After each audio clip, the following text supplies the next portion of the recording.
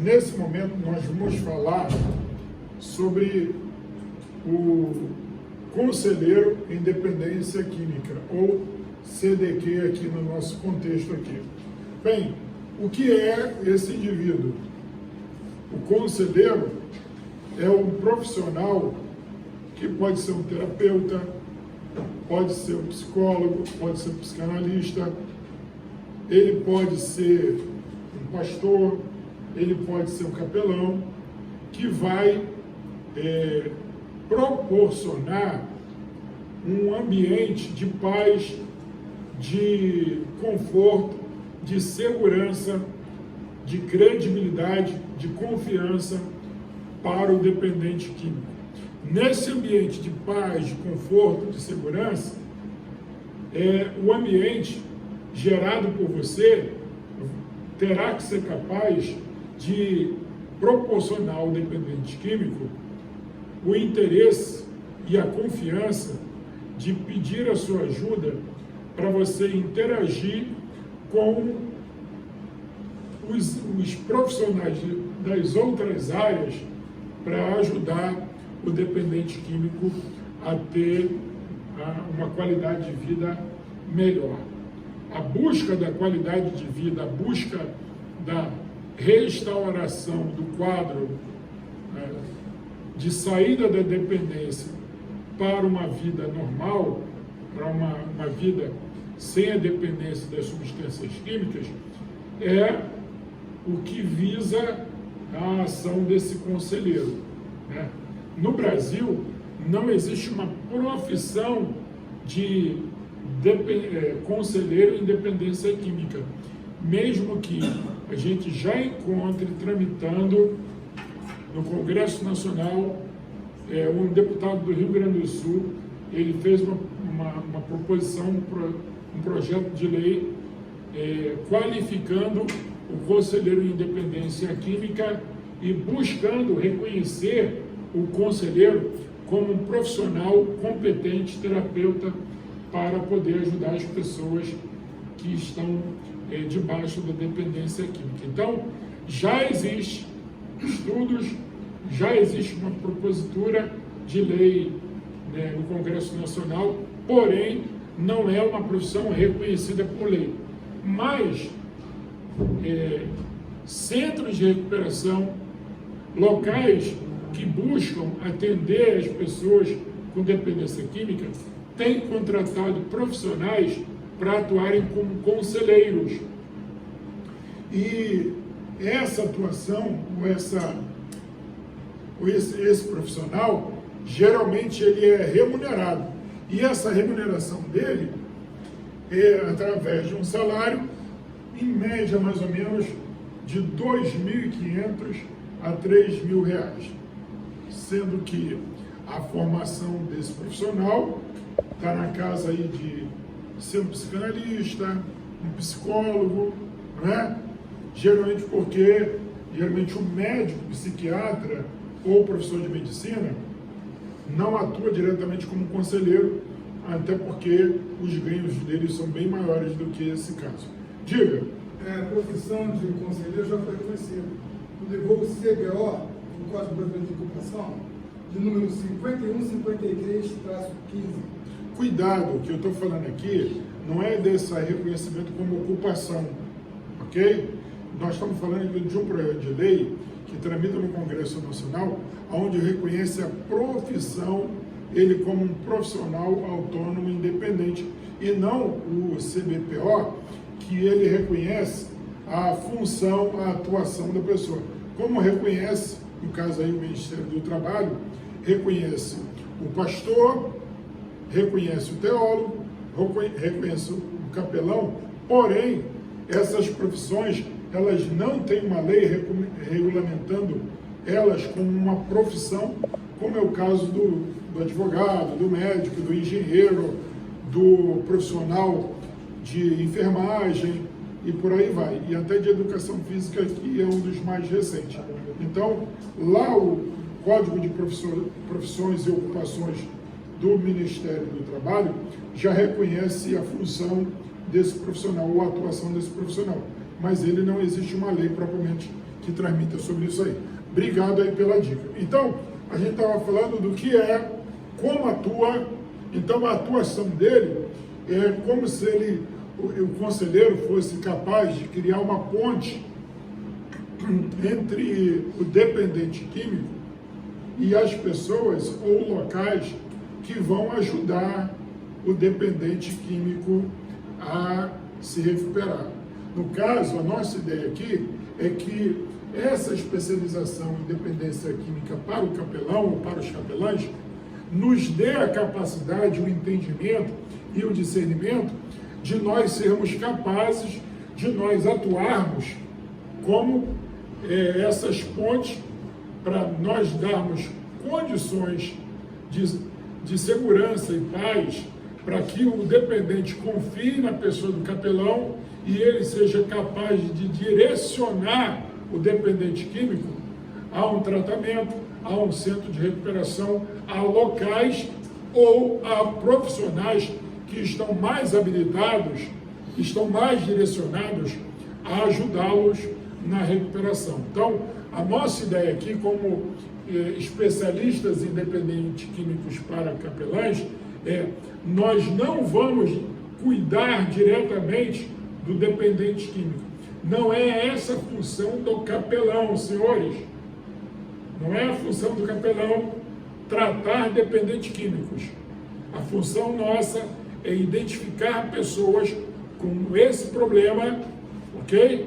E ajudá-las, direcionando-as para profissionais ou entidades capazes de ajudá-las no seu tratamento e na sua recuperação para que elas tenham melhor qualidade de vida.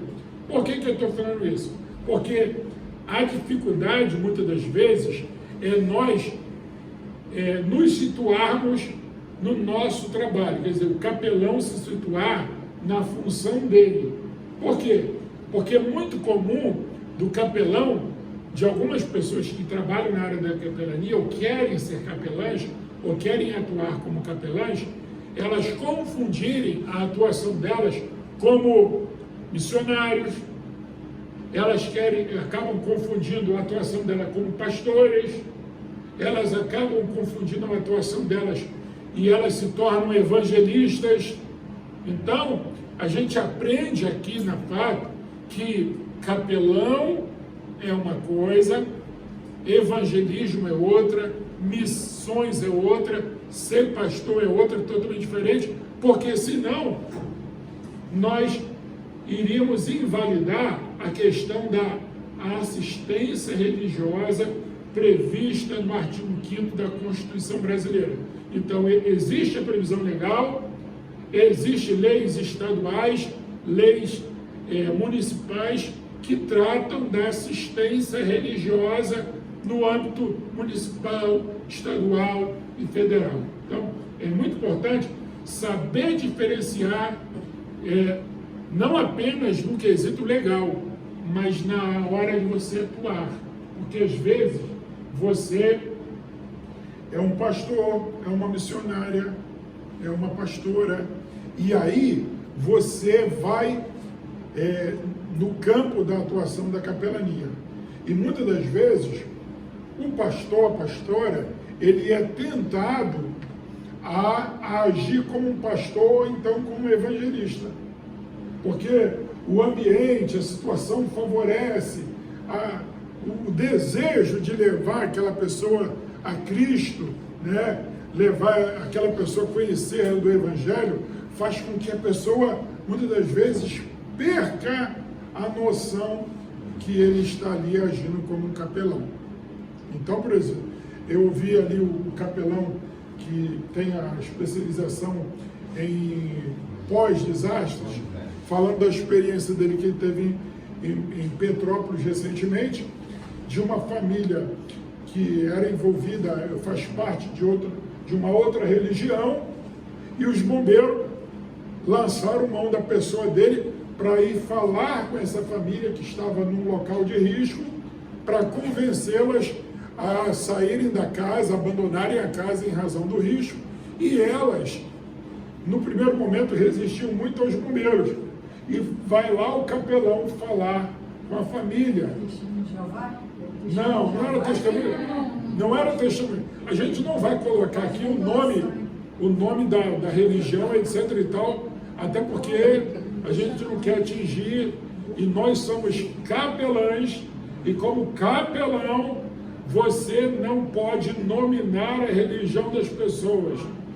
Você, como capelão, você não pode perguntar qual a sua preferência sexual, qual a sua religião, se você crê ou não em Deus, ok? Você assiste a pessoa e deixa ela expor para você o que ela pensa sobre os assuntos que ela quer expor para você. No caso, eu falava ali da família de uma outra religião, que não evangélica, a família estava resistindo, e vai lá um capelão evangélico tratar com essas pessoas. Se a pessoa não tivesse tido uma habilidade muito grande nesse primeiro contato, não teria logrado êxito em relação àquela família. Mas como agiu com uma postura de um capelão, tentando levar a assistência religiosa, ele conseguiu lograr confiança da família, e assim ele atingiu o objetivo da família sair voluntariamente da casa que oferecia risco de desabamento, e realmente ajudando assim os bombeiros, né, naquele momento ali de crise.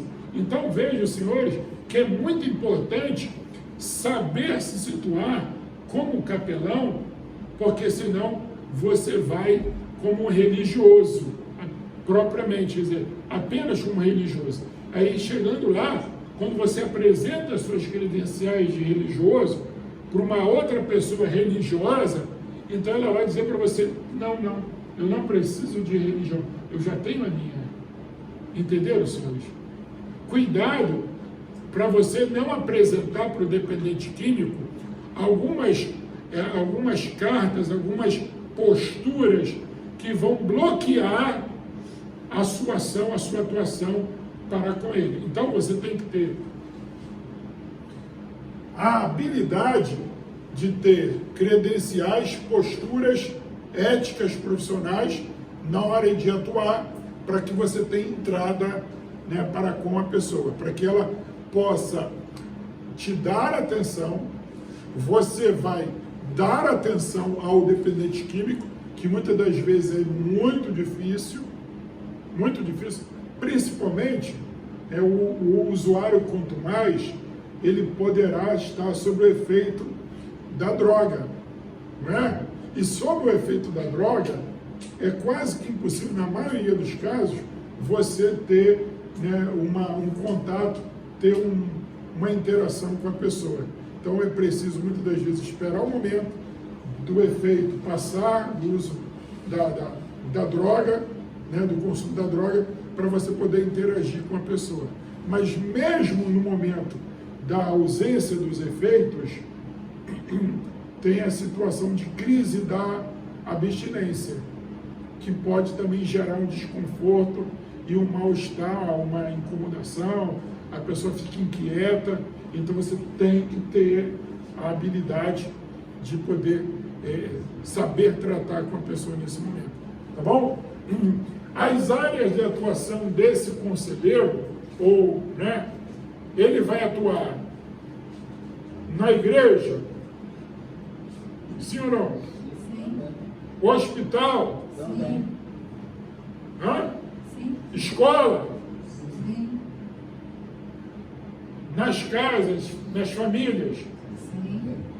Então você pode verificar que a área de atuação, desde segmentos da sociedade, a locais e a pessoas, é muito diversificada, entendeu? Agora, logicamente, dentro de uma família, dentro de uma casa, a sua postura é diferente, talvez, lá da postura do hospital. Lá no presídio, nós temos dezenas de casos de dependência química no presídio. O capelão chegou lá, vai encontrar pessoas com dependência química. Não era, né? mas encontra. Na escola, não era, mas encontra. Ok? Então, às vezes na comunidade, perto onde você mora, ou na comunidade onde você mora, tenha pessoas com dependência química vivendo uma vida muito difícil, muito já fragilizada, com a saúde deteriorada, a família em crise. Então, o conselheiro de dependência química, ele vai atuar não apenas com o sinistrado, não apenas com o dependente, mas ele muitas das vezes vai ter que interagir com a família. Ele vai ter que atuar entre os amigos. Por quê, senhores? Porque família e amigos é que vão dar suporte, na maioria das vezes, ao dependente químico, na ausência do conselheiro, na ausência do capelão. Então, no final, fica a família, fica alguns poucos amigos, mas, então, construir um ambiente de segurança, paz, conforto, entre a família, os amigos, né, o grupo onde esse dependente químico está localizado, vai facilitar a recuperação e a ajuda a esse indivíduo. Tá bom, senhores? Perguntas até aqui? Quem quer fazer alguma dentro, nós estamos aí disponíveis. Então, vamos lá. Nós falamos aqui o que é, como atua a área de atuação. Vamos aqui, o conselheiro em dependência química, ele é um profissional reconhecido pelo Ministério do Trabalho, ok? Tem lá uma referência, ele é reconhecido pelo Ministério do Trabalho. Ele pode ter salário? Sim ou não? Pode ter salário. O salário dele varia em torno aí de 2.000, 2.500, né? Em alguns casos, em grandes entidades ou empresas, as chamadas clínicas de recuperação, pode ter um salário até R$5.000, mais ou menos, ou mais.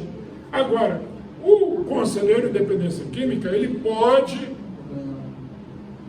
ser um voluntário. O que acontece na maioria das vezes. As igrejas, de uma forma geral, as instituições religiosas, de uma forma geral, preparam, ou muitas das vezes é um profissional leigo, né, que vai para esse trabalho voluntário. É um pastor, às vezes, que ele não tem formação nenhuma. Ele é um ex-viciado, é um ex-dependente, que naquele chamado, né, voluntário, aquele chamado divino, ele então decide abrir lá um centro de recuperação. E muitas das vezes ele faz naquele amor, faz na garra, sem o devido preparo, mas por misericórdia de Deus, acaba ajudando muita gente. Logicamente, nós recomendamos para que pastores ou entidades religiosas sempre busquem a ajuda de profissionais formados, preparados, para ajudar na melhor qualidade de atendimento e restauração dessas pessoas. Quanto mais gente para apoiar, que estejam preparadas, melhor é o efeito do trabalho realizado. Nós não queremos dizer aqui que nós não acreditamos na fé, no chamado dessa pessoa, desse pastor. Nós acreditamos, achamos que as igrejas evangélicas têm feito um papel muito importante nesse quesito. Pastores, né, irmãs, irmãos, têm dedicado as suas vidas para ajudar muitas famílias com caso de dependência química, logrando êxito e restaurando milhares de pessoas aí no Brasil afora. Talvez